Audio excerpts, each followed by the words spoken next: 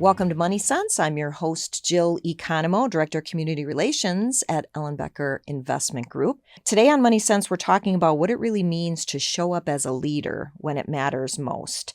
I'm joined by Jen Marr, founder and CEO of Showing Up and author of Lifting Up. In this conversation, we'll explore practical ideas leaders can apply to support their teams and themselves. Welcome to the show today, Jen. Thank you, Jill. Great to be here. You're welcome. You're welcome. So this idea of showing up is so important in so many different aspects, right? As founder and CEO of Showing Up, whose mission is to bridge the gap between those who care and those who feel unseen. And you're also the author of Lifting Up, this new book on transformative power of supportive leadership. Tell us about your personal and your professional journey of over 30 years that led to your work and your writing. I spent a lot of time in international business development for a healthcare company and took a career break when my 3 young daughters were born. Mm-hmm. My husband had a job that required travel, so I decided to stay home with the girls. At the time, I ended up being only 6 miles away from the Sandy Hook Elementary shooting when that happened.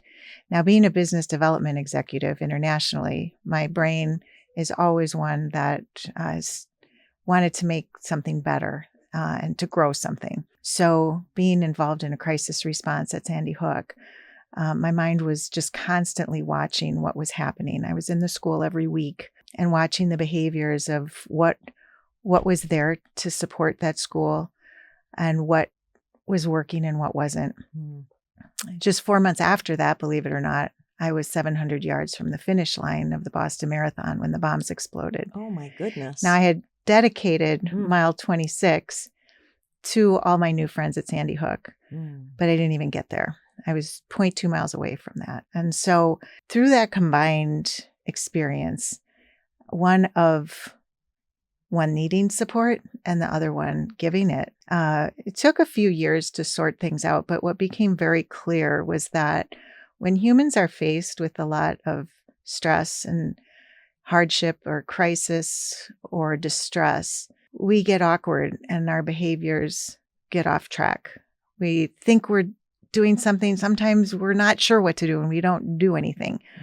And so in the aftermath of these tragedies, I was watching how very well-intentioned people, like there wasn't anybody that didn't have compassion or empathy for what was happening at Sandy Hook, but how people acted on that was not helpful in most cases. One example, 80,000 teddy bears were sent to a town of 20,000 people.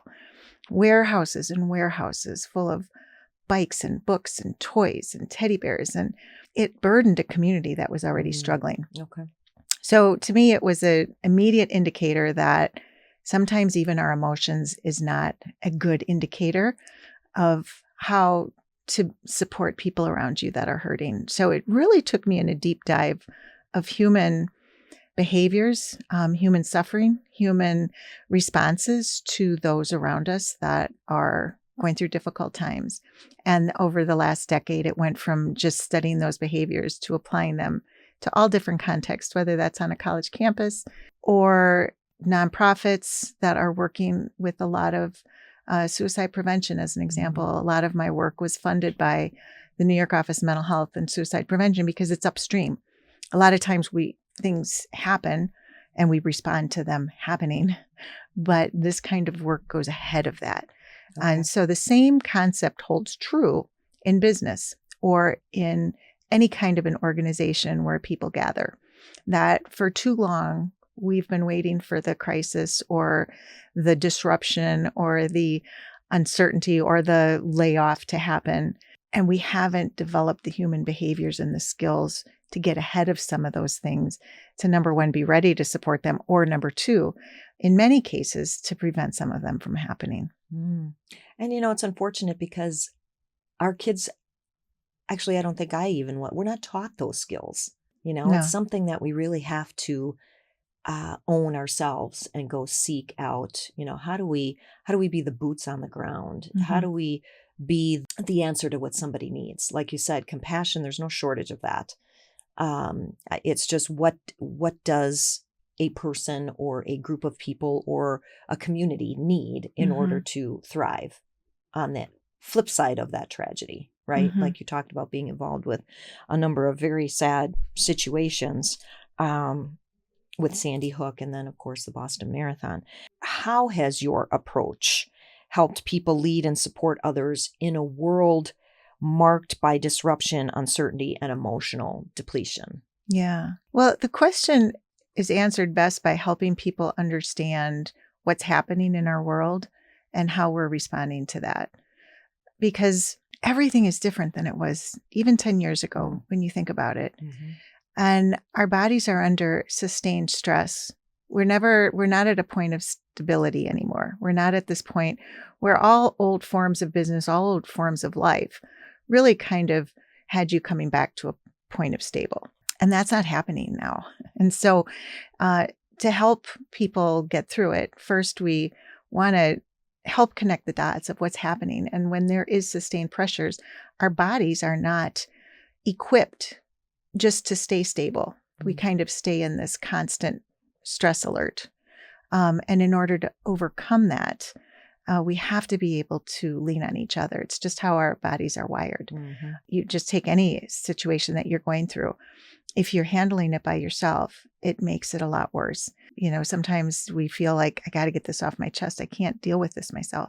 That's our body's wiring that says, you need help with this. Go find someone. And yet we're in a world right now that is so busy and distracted that spending time with people feels like a luxury. So it's really important, number one, to help people understand this is what's happening. And actually our bodies are impacted. And we need to understand that. And secondly, really helping them understand what stops us. We dive into this awkward zone training because there are real accessible and repeatable habits, mindsets, and behaviors that we get into or we fall into that end up being the sending the teddy bear to Sandy Hook. That even though we think we're doing the right action, we're actually not. We need to take a quick break. So we're going to dive into this a little bit more and we're going to talk more about some core ideas and more of the things that you're talking about specifically within this book. So let's take a quick break and we'll be right back. Want to keep building wealth that aligns with your values? New episodes of Money Sense drop weekly. Subscribe now and continue learning how your money, your choices, and your life can work together. Welcome back to Money Sense. I'm your host, Jill Economo, and I'm visiting today with Jen Marr, founder and CEO of Showing Up. Jen, we want to get into the core ideas from Lifting Up, and I'm sure you know the phrase, leaders are readers, but leaders need more than words. They need aligned action. So tell us more about that. Absolutely. And as we were talking about right before we went to break, there's just a bunch of awareness that has to happen in order for there to be a desire to know the actions to take. Outside of what we were talking about with just a world in the book, we refer to it as VUCA world, volatile, uncertain, complex, and ambiguous, which is really explains everything that's going on. And you layer on top of that so many generational challenges. Everybody's dealing with generational differences. And to understand how we break it down in the book is the native analogs, those that grew up without a screen in their hand, and the native digitals, those that grew up with a screen in their hand. Because the behaviors and the needs and the expectations of a work environment are completely different for both. And quite honestly, they each have different strengths, which really can be capitalized. So once we understand that, along with the awkward zone, which we really dive into to help people understand what areas of the awkward zone they're falling into, then we dive into what is it going to take to build up that culture? Because a lot of times, if we're not understanding the human condition under stress, in organizations, we might jump straight to, we have to be resilient, like let's practice positive psychology and let's be resilient. And I've had the pleasure of working with Dr. Matthew Lee from the Harvard Flourishing Program, and who has really helped open my eyes to culture really starts with people feeling like they matter, that they're respected, that they're heard, they're understood, and they're valued, which then if you have that, you can grow to community and you can grow your relationships. And only when those are in place will you get resilience? And so with all of that in mind, we then break it down to the 4 main problems that are happening because of all these things. The first is nobody has time. Nobody has time for anything. So what happens in an organization is, well, my leader's not around. They're not available. And when leaders aren't available, that breaks communication down because we tend to think, well, we'll just send a Slack or we'll send an email. But emails and Slack are informing. Communicating is when I can look you in the eye and I know you understand what I'm talking about. Right. And when we replace informing from communicating, it breaks down. So it's natural that if leaders aren't available, then communication is going to break down because we don't read emails the same as a conversation. When that breaks no matter down, how many exclamation points we put in there, right? bolded letters. No. And when those two break down, then you lose psychological safety. People aren't going to speak up. And when that happens, you get burnout and overwhelm. And so it's just this cyclical thing that's happening. And the way around that then is to recognize that we need humans in the process because of what we talked about with the human condition. And in order for humans to be in the process, they have to be able to have small, quick micro moment skills to deal with that. We talk about the 5 key traits of a supportive leader, or a lifting up 5, we call it, which is number 1, available. You have to be available, even for small snippets of time. You have to be attentive. You have to see what's going on. But more than that, number 3, you have to be attuned. You have to be able to read between the lines. And after that, you need to be affirming. Everybody needs to know why they're in their job, what they're doing well. If it weren't for you, Jill, what? Everyone should know that. Right. And the last is invested.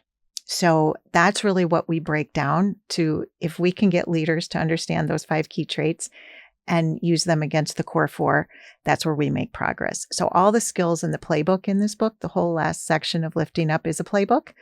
And it's all packed full of micro moment skills and frameworks, how to attack that. And we can talk about some of those next. Well, and you make reference to the awkward zone. And so I just want to make sure that our listeners are familiar with what that is. The awkward zone is that space that we think we're a good person and we think our actions are reflective of that. But people walk away saying they have no clue. Okay. And there are 4 areas in the awkward zone that we fall into. 2 of them, they just stay in our heads. We either doubt, like, I don't know if it's the right time. I don't want to make them more sad. So driven out of fear. Or we deflect. I wasn't trained to do that. That's not my role. Like, someone else can do that. There's a committee for that. That's what HR is for. So those both stay in our heads to the point where we never even have a conversation with that person, not even interactions on that issue. The 2 front facing, so responding areas, we fall into patterns.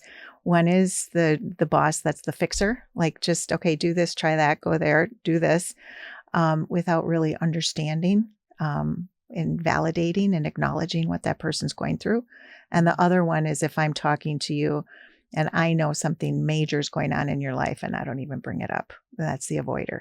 So those are 4 accessible areas that we can work through with people to help them create that common language and get people to say, I'm being a fixer here. Let me just step back and know the skills to attach to that.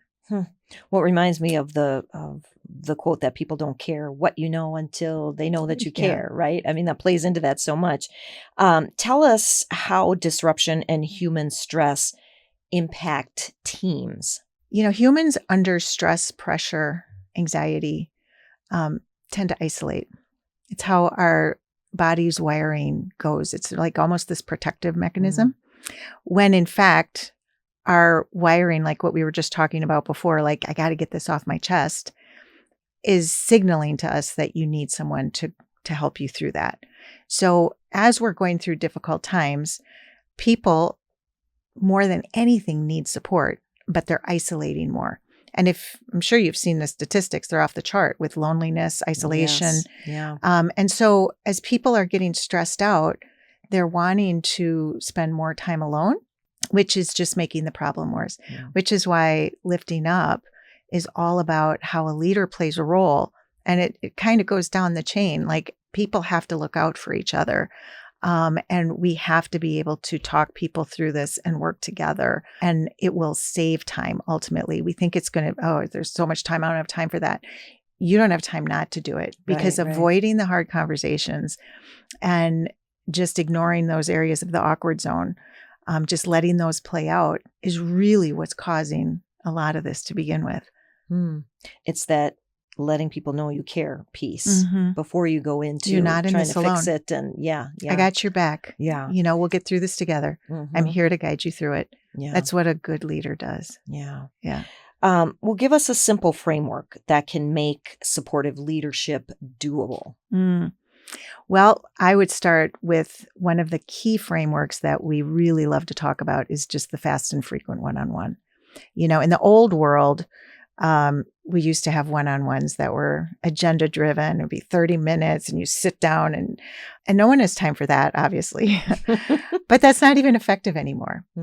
When someone is in complete overwhelm, they don't even have the ability themselves to be able to prioritize.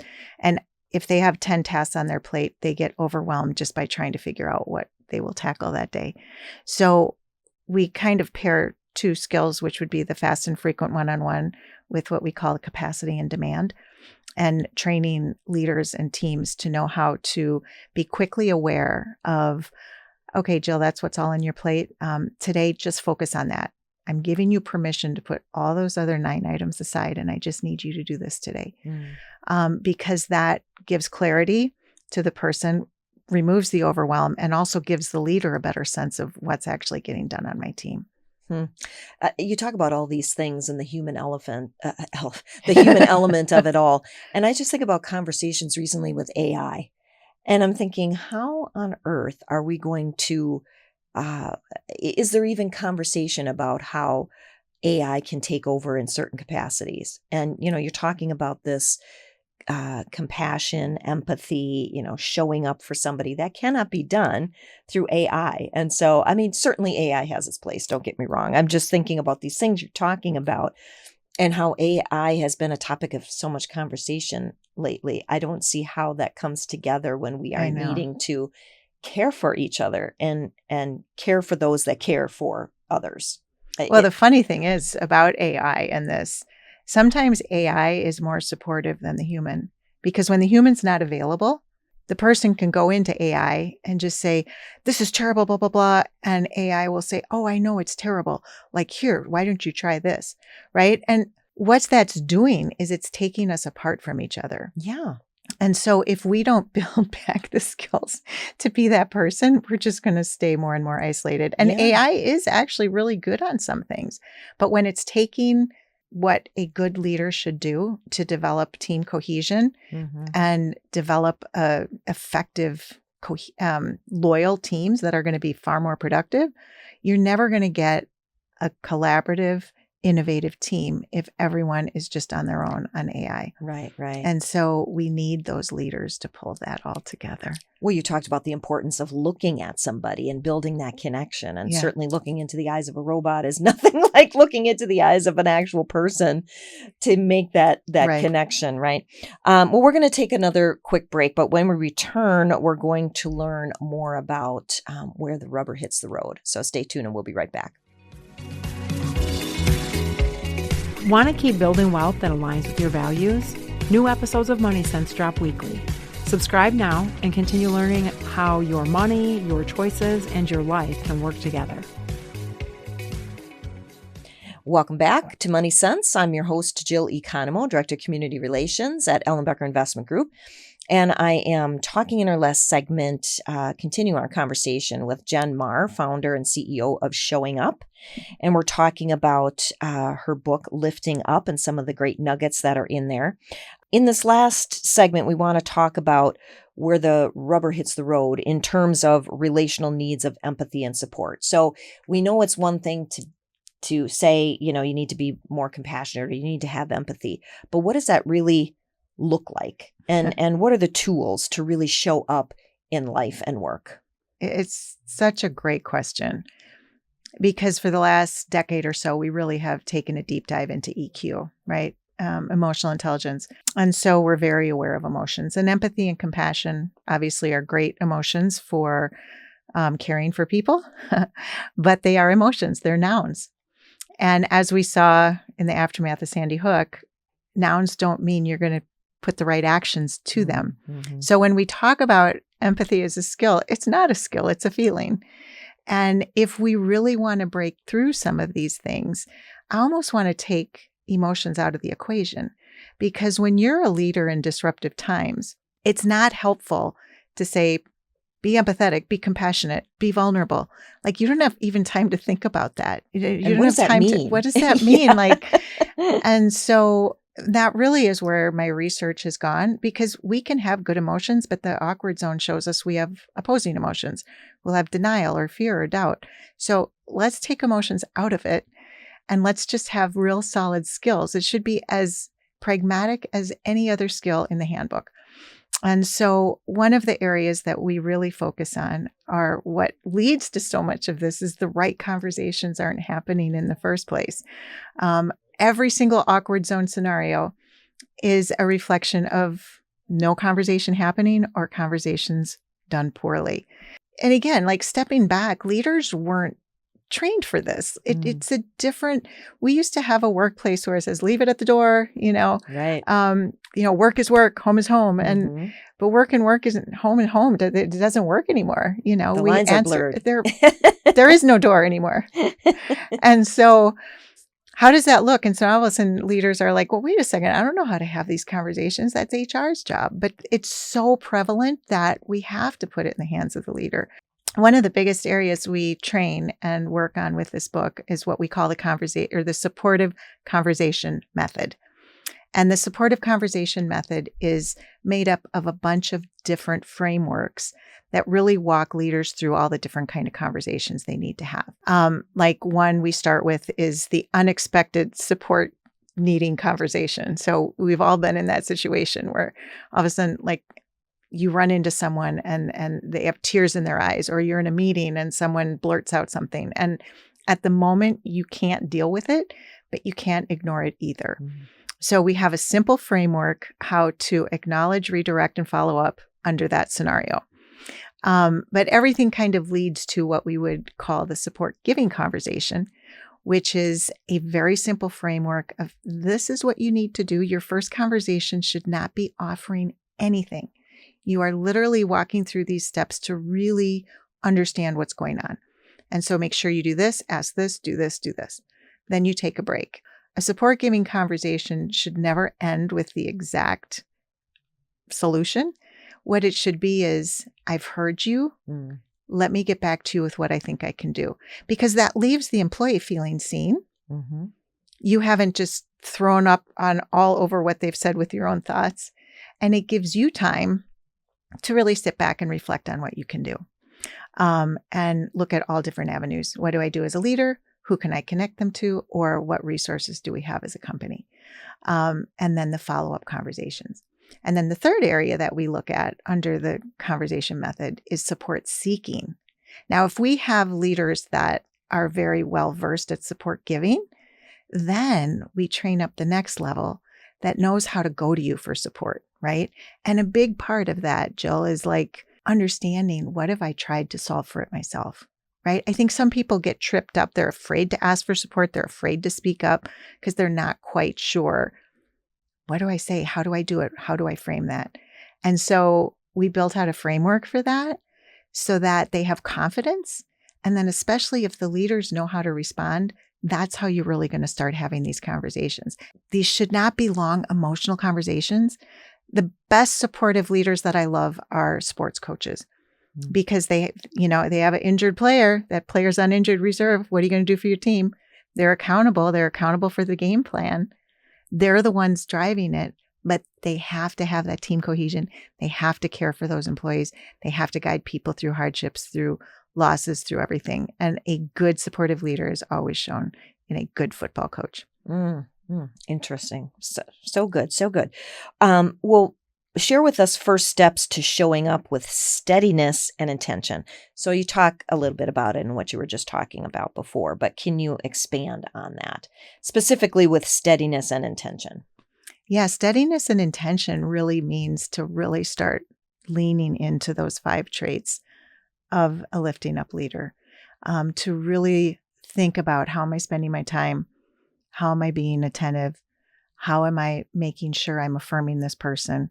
How am I growing culture? And a lot of that will be to set into place these skills that I've showed you a couple. I've showed you capacity and demand and the fast and frequent one-on-one. But this book is filled with them. It's filled with, how do you start a meeting? How do you have conversation starters? How do you, if there's an emergency situation, what do you do? What are just the basic human relational 101 elements I need to be aware of? And so it's a combination of really making sure we're aware of what people need, and then also putting into place, look, we can't change everybody overnight. It would be just like, I want to learn how to cook. Well, what do you do? Okay, well, here's a cookbook. Start with boiling eggs. Get some confidence in that, and then just keep growing. So it really is, the steadiness is a leader saying, I'm going to tackle this, and I am going to make sure I am in good relationship with the people that report to me, so that we are steady and solid as a group, and that they will remain loyal, and you will get your best production and friendships and relationships out of that. I know a number of leaders of organizations that would say that they think that they're pretty good at the things that you're talking about. And I would say, obviously we should never stop learning. We should continue on our growth path. And so it's so good to just fill your mind with all these great ideas that people will find in this book. Even if you say, I think I'm pretty good at that, you might find that you're not as good as you thought you were. So tell us how people can get their hands on this book, and what's the best way to get to you. If someone listening wants to, number one, buy the book, get more information about the book, and number two, get to you and some of the other things that you're offering in terms of leadership. Thank you. Well, I would love to meet you. You can find me on LinkedIn under Jen Marr. You can find the book on Amazon. It's in every form: audiobook, hardcover, softcover, ebook. We have a website, showing-up.com. Again, showing up, but there's a dash in there.com. I also have a personal website, Jen Marr, JenMarr.com. Or email me at jen@showing-up.com. I would love to talk to you. Wonderful. Well, we never have enough time to talk about all the things that we would love to talk about. You and I could do a deep dive into so many conversations that we have talked about or started between the breaks. So I really encourage you to reach out to Jen, tap her for her areas of expertise in terms of leadership. Just ask the questions, or just go out and buy the book. So thank you, Jen Marr, CEO of Showing Up and author of Lifting Up. Thank you for being here today. Thank you, Jill. You're welcome. Thank you for joining us on Money Sense. We hope today's conversation made a meaningful difference in your personal and financial well-being. At Ellenbecker Investment Group, before we plan, before we advise, and before we invest, we always listen. Thanks for listening to this episode of Money Sense, brought to you by Ellenbecker Investment Group. If you found today's conversation helpful, we encourage you to share it with a friend or family member, and be sure to subscribe wherever you listen to podcasts so you never miss an episode. At Ellenbecker Investment Group, we believe that education is the foundation of confident financial decisions. That's why we're proud to bring you insights from experienced professionals to help you build true wealth beyond just money. Please note, this podcast is intended for general informational purposes only and does not constitute personalized financial advice. Before making any financial decisions, we recommend consulting with a qualified advisor who understands your unique situation. For more resources, visit ellenbecker.com. We'll be back soon with more insights to help you live with clarity and confidence.